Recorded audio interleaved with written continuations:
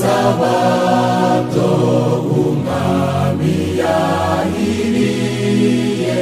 n'umunsi uruta iyindi, n'umunsi unezeza, turuhuka imirimo tubwirwa kw'iby'ijuru, ni wo mucyo umurika uva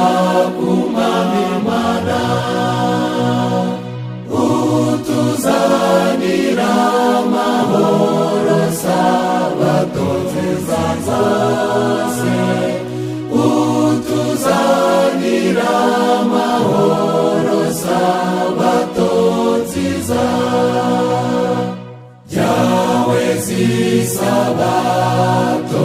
mazuramye uwo Mwami